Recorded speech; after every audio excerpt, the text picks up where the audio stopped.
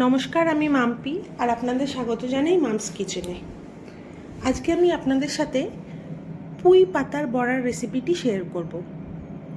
এটি একটি তরজলটি স্ন্যাক্সের রেসিপিও বলতে পারেন, অথবা আপনি এটা ভাত ডালের সাথেও খেতে পারেন। এটি একটি খুব পুরনো রেসিপি। তো চলুন শুরু করি আজকের রেসিপি পুঁই পাতার বড়া। আর শুরু করার আগে যদি আমার রেসিপিটি ভালো লেগে থাকে আমার চ্যানেলটিকে একটি সাবস্ক্রাইব করে দেবেন আর আমার ভিডিওটিকে একটি লাইক করে দেবেন। পুঁই পাতার রেসিপি করার জন্য আমি এখানে 3 চা চামচের মতন বেসন নিয়ে নিয়েছি, স্বাদ মতন লবণ, আর এখানে আমি চালের গুঁড়ো ইউজ করেছি।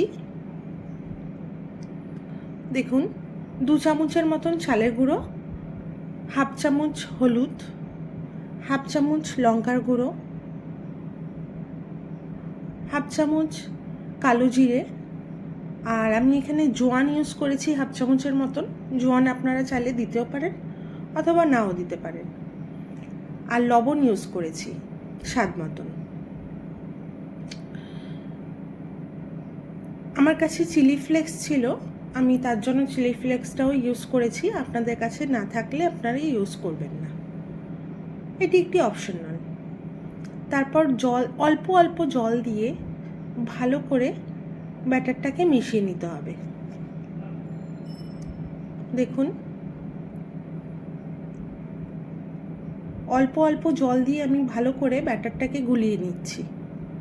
একবারে যদি আপনি জল দিয়ে দেন তাহলে বেসনগুলো গুটলি পাকিয়ে যাবে। তার জন্য অল্প অল্প জল নিয়ে এরকম কনসিস্টেন্সি থাকবে সেইভাবে আমি ব্যাটারটা তৈরি করে নিয়েছি। দেখুন, চামচের গায়ে লেগে রয়েছে এবং উপর থেকে পড়লে এরকমভাবে পড়ছে। যখন দেখবেন তখন ভাববেন আপনার ব্যাটারটি রেডি হয়ে গেছে। সবার শেষে আমি এখানে বেকিং সোডা অথবা বেকিং পাউডার হাফ চামচের মতন ইউজ করছি। ভালো করে মিশিয়ে নিয়ে তৈরি হয়ে যাবে আপনার ব্যাটারটি। এরপরে কিছুক্ষণ আমি এটা ঢেকে রাখবো 10 মিনিটের মতন। তারপর গ্যাসে কড়াই গরম করে পরিমাণ মতো তেল দিয়ে দেব।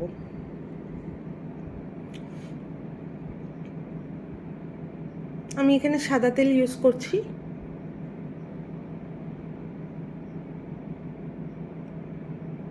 আর পুঁই পাতাগুলো গোটা গোটা পুঁই পাতা এরকম আমি ধুয়ে টিস্যুর উপরে নিয়ে নিয়েছি। যতটা সম্ভব জল ঝরিয়ে নেবেন।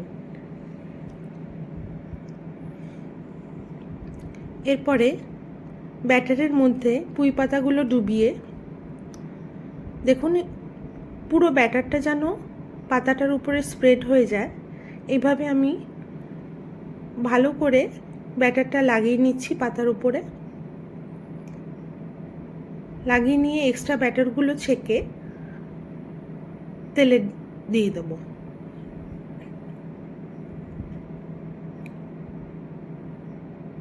দেখুন সুন্দর ফুলে উঠেছে। একটু লাল করে ভেজে নেবেন। পুঁই পাতার বড়া ভাজতে বেশি সময় লাগে না, খুব তাড়াতাড়ি হয়ে যাবে। আর একটি একটি করে বড়া ভাজবেন। দেখুন এখানে আমার পুঁই পাতার বড়াটি ভাজা হয়ে গেছে। আমি তেল ছেঁকে নিয়ে টিস্যুর উপরে তুলে নিচ্ছি।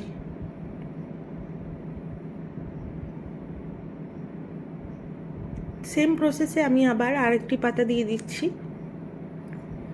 এগুলো আমাদের গাছেরই পাতা, একদম ফ্রেশ। চেষ্টা করবেন যেন পুরো গোটা পাতাটা আপনি তেলের ওপরে ভালো করে ছাড়তে পারেন, মানে পাতাটা যেন ভাজ না হয়ে যায়। আমার এই পাতাটা সামনের থেকে একটু ভাজ হয়ে গেছে।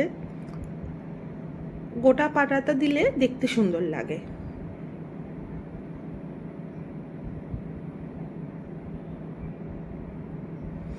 এরকমভাবে একবার তৈরি করে দেখবেন, খেতে খুবই ভালো হয়।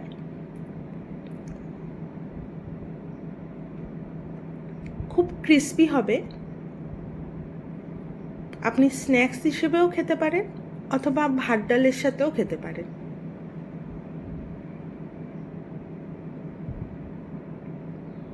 দেখুন, আর একটিও ভাজা হয়ে গেছে।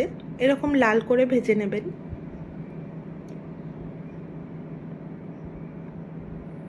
আমি পরপর সবগুলো ভেজে নেব এরকমভাবেই।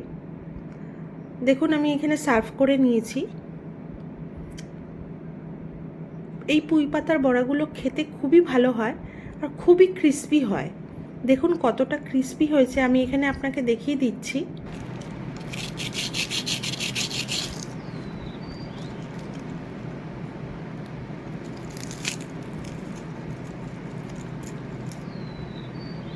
একবার বানিয়ে দেখবেন, আশা করি আপনার খুবই ভালো লাগবে।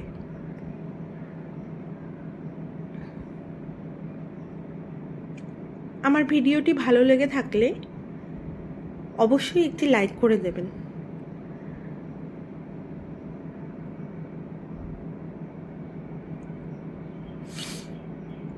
Thank you.